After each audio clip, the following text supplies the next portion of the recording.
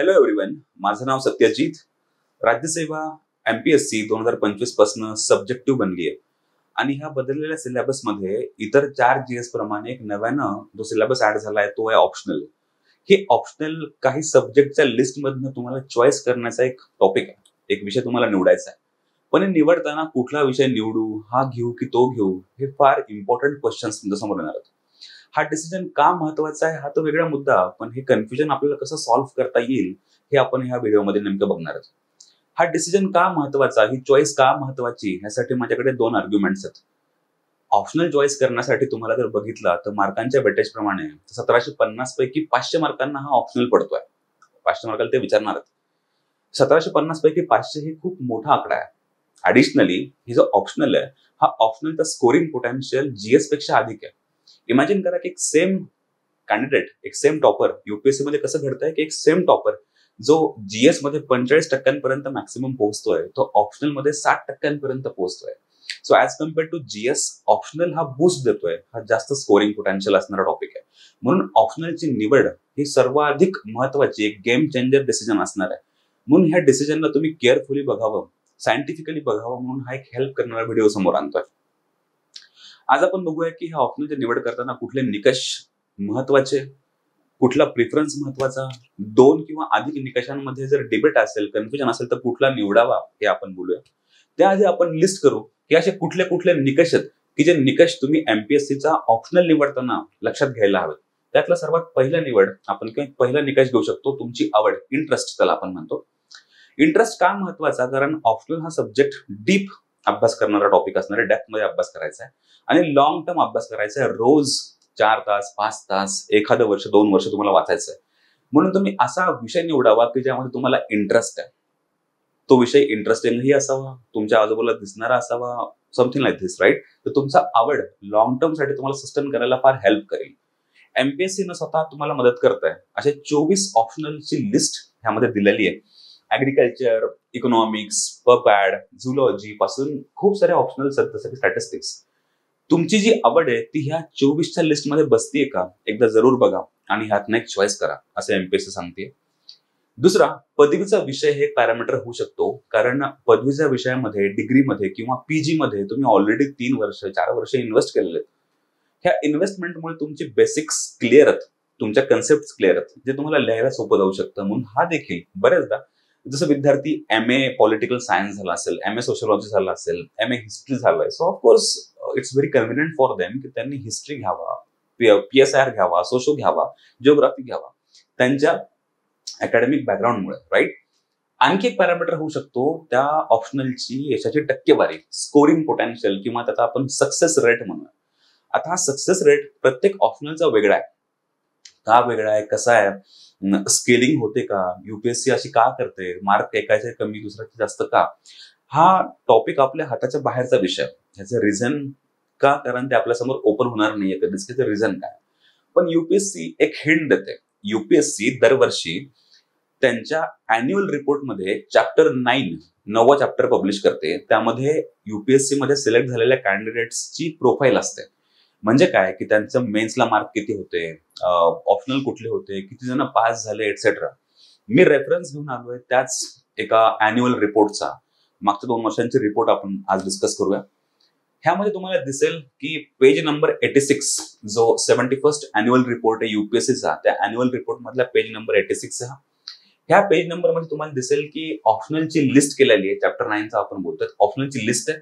हा जो पहिला कॉलम आहे की तो ऑप्शनल घेऊन किती स्टुडंट्स त्या वर्षी मेन्सला बसली होती, मग त्यातनं किती पास झाली होती, आणि त्या दोघांचं पर्सेंटेज, सक्सेस रेट असं त्यांनी इथे शब्द वापरलाय. You can observe that, success rate. आणि प्रत्येक ऑप्शनलचं वेगळं आहे. ह्याचं रिझन असं आहे की त्यांची विद्यार्थ्यांची संख्या, पास होण्याची संख्या हे फार वेगळं आहे. लेट्स टेक एन एक्झाम्पल की सर्वात अधिक सक्सेस रेट ह्या रिपोर्टमध्ये 2 वर्षापूर्वीचा आहे हा. त्या रिपोर्टमध्ये दिलाय की 50% हा हायेस्ट आहे आणि हा आहे सिंधी लिटरेचरचा. पण प्रॉब्लेम असा आहे की ह्यामध्ये 2 विद्यार्थी बसलेत फक्त, आणि दोन्ही जर पास झाले तर त्याचा 100% सक्सेस रेट लागून जाईल. दोन्ही फेल झाले असते तर 0 लागला असता. So it's not reliable, actually figure is not that much reliable. आपल्याला विचार करायचा आहे की किती विद्यार्थी बसतायत, जो सर्वांनी सिलेक्ट केलाय असा सेफ ऑप्शनल आधी आपण चॉईस करू आणि त्यांच्या सक्सेस रेट एकदा नजरे घालून घालू. तर तुम्हाला दिसेल की सक्सेस रेट हा दिलेला आहे agriculture for example, you have anthropology, हा एक मोठा आकडा दिसतोय मला. नंतर अधिक विद्यार्थ्यांनी चॉईस केलेला जिओग्राफी पण आहे ना. नंतर एक आहे आपल्याकडे हिस्ट्री आहे, ओके, पॉलिटिकल सायन्स आहे, सोशलॉजी आहे, आणि त्यांचे सक्सेस रेट पण वेगवेगळे आहेत. हे तुम्ही ऑब्झर्व्ह करायला पाहिजे. तर ऑप्शनल निवडताना सक्सेस रेट पण बघा, 9.1 अँथ्रोपोलॉजीचा, जिओग्राफीचा 5.5, हिस्ट्रीचा 6.8, पॉलिटिकल सायन्सचा 8.2, सोशलॉजीचा 10. ओके, तर तुम्ही तुमचा ऑप्शनल निवडताना ह्या युपीएससीच्या रिपोर्टला देखील रेफर करावं, अशी माझी एक तुम्हाला विनंती असेल. ह्याचबरोबर आता तो लेटेस्ट मागच्या वर्षी पब्लिश झालेला रिपोर्ट, तो रिपोर्ट पण 72nd अॅन्युअल रिपोर्ट पण तुम्ही रेफर करू शकता. ह्याचप्रमाणे सांगण्याचा मुद्दा एवढाच की प्रत्येक ऑप्शनचा सक्सेस रेट हा वेगळा आहे आणि यशाची टक्केवारी हा तुमचा पॅरामीटर आहे. ओके, नाव द नेक्स्ट आपण त्यावर बोलूया. पुढचा जो मुद्दा असेल तुम्हाला चॉईस करताना, ऑप्शनल निवडताना, तो आहे की तो ऑप्शनल सामान्य अध्ययन, एसे किंवा बाकीच्या एखाद्या क्षेत्रामध्ये जसं की इंटरव्ह्यू मध्ये तुम्हाला हेल्प करून जावा. जसं की तुम्ही जर हिस्ट्री हा ऑप्शनल घेतला तर हिस्ट्री हा तुम्हाला नॅचरली GS1 मधल्या हिस्ट्रीमध्ये हेल्प करतो. पॉलिटिकल सायन्स घेतला तर GS2 मध्ये हेल्प करतो. इकॉनॉमिक्स घेतला तर GS3 मध्ये करेल, राईट. सोसायटी घेतला, सोशलॉजी तर GS1 मध्ये करेल, right. At the same time geography पण GS1 मध्ये हेल्प करतो. असा ऑप्शनल निवडा की जो ऑप्शनल शक्यतो GS, essay, interview, may be तुमच्या सर्व्हिसमध्ये पण हेल्प करेल, जसं की PSIR आहे, पब्लिक ऍडमिनिस्ट्रेशन आहे, एक्सेट्रा. तर तुम्हाला अशा ऑप्शनल्स जे अधिक मल्टिपल बेनिफिट्स देऊन जाईल ह्याकडे लक्ष द्या. आणखी पॅरामीटर होऊ शकतो, तो पॅरामीटर आहे की स्पर्धा परीक्षेचं मार्गदर्शन किंवा रिसोर्सेस अवेलेबल आहेत का. रिसोर्सेस मध्ये काय काय येतं, एक तर त्याचे नोट्स, त्याचे रेफरन्सेस, पुस्तकं, टेस्ट सिरीज, त्याचबरोबर त्याची मेंटर्स अवेलेबल आहेत का, चांगली कोचिंग, चांगला गायडन्स अवेलेबल आहे का, हे पण जरूर बघा. आणखी काय बघता येईल बरं ह्या पलीकडे, की तो ऑप्शनलची साईज किती आहे आणि त्याला संपवायला किती वेळ लागतो, हे पण महत्वाचं आहे. हे का महत्वाचं आहे, कारण जेवढा तुम्ही अधिक वेळ एकाच सब्जेक्टवर इन्व्हेस्ट कराल तेवढे बाकीचे सब्जेक्ट कॉम्प्रोमाइज होतील. आपल्याला अधिक टाइम हवाय का बरं, कारण जास्तीत जास्त वेळा रिव्हिजन व्हावी. हे केव्हा शक्य आहे, जेव्हा ऑप्शनल छोटा असेल. तर असे ऑप्शनल तुम्ही बघा, जसं की अँथ्रोपोलॉजी आहे, छोटा ऑप्शनल आहे, सोशलॉजी आहे, it's again small optional, right. तर तुम्ही अशा ऑप्शनल्स कडे जा की ज्याला खूप कमी वेळ लागतो. अदरवाईज सिव्हिल इंजिनिअरिंग, मॅथमॅटिक्स हे ऑप्शनल जे आहेत ते फार मोठे मोठे, म्हणून चॉईस करताना सायंटिफिकली, रॅशनली विचार करा, राईट. म्हणून ह्या सगळ्या पॅरामीटर्सचा तुम्ही वापर करावा, विचार करावा, असं आपण बघूया. मग ह्या सगळ्या पॅरामीटर्सला सूट होईल असा कुठला ऑप्शनल, बरं असा कुठलाच ऑप्शनल नाहीये. हे 6च्या 6 पॅरामीटर, जसं की तुमची आवड, तुमची डिग्री मॅच होती, आवड मॅच होतीये, तुमचा वेळ पण कमी लागतोय, स्कोरिंग पण हाय पोटेन्शियल आहे, रिसोर्सेस अवेलेबल आहेत कमी आहेत, टाइम कमी लागतोय, असे सगळे पॅरामीटर्स मॅच करणारा एकही ऑप्शनल नाही. मग होतं काय, मग आपण कन्फ्युज होतो, काय निवडावं. हे कन्फ्युजन मी थोडक्यात दूर करतो. आपण इथे कशासाठी आलोय तुम्हाला माहिती आहे, ऑफकोर्स यू नो दॅट. आपण आलोय एक एक्झाम पास करायला. एक्झाम जर पास केली तर आपण देशाची सेवा करू शकू, जे तुमचा अल्टिमेट पर्पज आहे. एक्झाम पास करायला लागतात मार्क्स, हे ना, स्कोर लागतो, आणि हे स्कोर फक्त एक स्कोरिंग ऑप्शनल देऊ शकतो. जो इंटरेस्टिंग टॉपिक तुम्हाला वाटतोय, तो इंटरेस्टिंग टॉपिक तुम्ही तुमच्या आयुष्यभरामध्ये वापरू शकता, कधीही अभ्यास करू शकता. जेव्हा तुम्ही एक्झाम पास व्हाल तेव्हा तुम्ही त्याबद्दल विचार करा. पण इंटरेस्ट आणि स्कोर जर असा डिबेट तयार झाला असेल, फॉर एक्झाम्पल लुक ॲट दिस, की एखादा टॉपिक तुम्हाला आवडला, इंटरेस्टिंग वाटतोय, पण तो स्कोरिंग नाहीये, मग त्याचा काय फायदा आहे. पण जर इंटरेस्टिंग वाटतोय, आवडतोय तुम्हाला तो, आणि तो स्कोरिंगही असेल, so go for it, very very good, तो तुम्ही नक्की चॉईस करा. पण जर डिबेट असेल, कन्फ्युजन असेल की इंटरेस्टिंग आहे पण स्कोरिंग नाही, आता हे स्कोरिंग नाही हे मी कुठून सांगतोय, हे युपीएससीच्या रिपोर्ट वरनं सांगतोय, सक्सेस रेट बघून सांगतोय. सक्सेस रेट जर कमी असेल, don't go for it. Success rate high असेल, नक्की जा, कारण त्याचा आपल्याला अल्टिमेटली एक्झाम पास करणं हा पर्पज आहे. आणखी एक कन्फ्युजन असेल की सर माझी डिग्री ह्या पर्टिक्युलर टॉपिक मध्ये झालेली, मी तो घेऊ का. मी विचारेल बाबा की तुझे जे ग्रॅज्युएशन झालंय, अकॅडमिक बॅकग्राऊंड आहे, ते स्कोरिंग आहे का, तो ऑप्शनल स्कोरिंग आहे का, तर नक्की जा. तुझा त्या डिग्रीमध्ये कॉन्फिडन्स आहे का, की तुझं असं नाही की तू एक्झाम आदल्या रात्री पास झालायस, असं नको करू, राईट. डिग्रीवर कॉन्फिडन्स असेल, अभ्यासावर कॉन्फिडन्स असेल, कन्सेप्ट क्लिअर असतील तर जरूर जा, हो ना, मग नक्की घ्या. आणि तो स्कोरिंगही हवा. सो अकॅडमिक बॅकग्राऊंड आणि स्कोरिंग पोटेन्शियल ह्यामध्ये कन्फ्युजन असेल, so always go for scoring potential. Ultimately आपल्याला एक्झाम पास करायची, ओके. म्हणून हे दोन कन्फ्युजन मी दूर करतो, है ना. ऍडिशनली जर तुम्हाला ह्याला मी प्रूव्ह करण्याचा प्रयत्न केला की स्कोरिंग पोटेन्शियल आणि अकॅडमिक बॅकग्राऊंड ह्यामध्ये जरा असा भेद दिसतो, फरक दिसतो.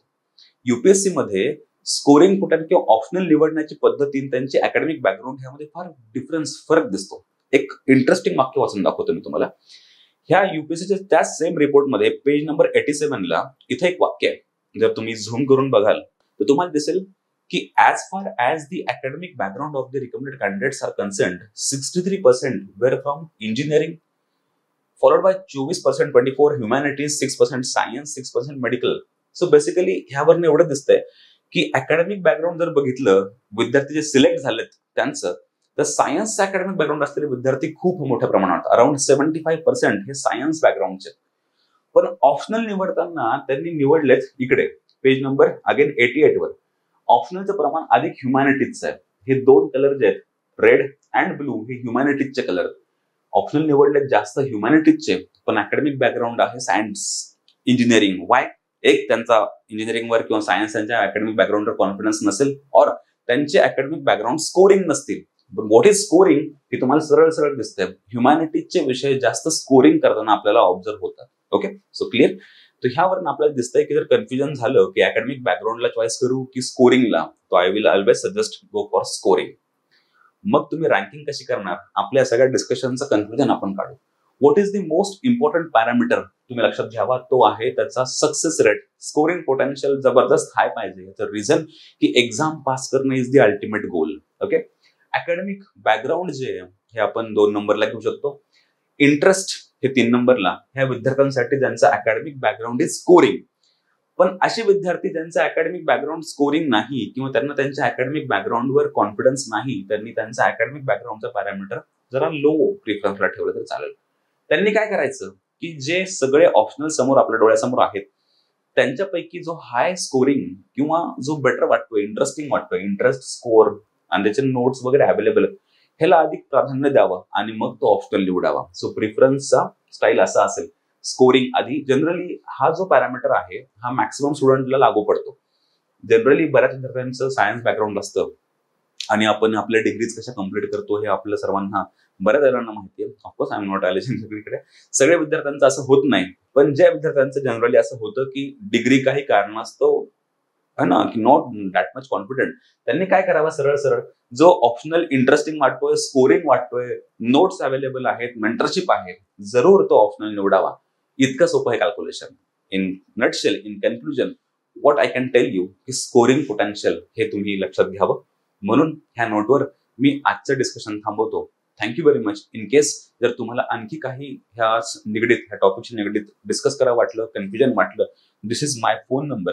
तुम्ही मला व्हॉट्सअप, टेलिग्राम अँड कॉलिंग या तिन्ही ओपन मीडियावरनं तुम्ही मला कॉन्टॅक्ट करू शकता. आपण त्याबद्दल डिस्कस करूया. Thank you very much.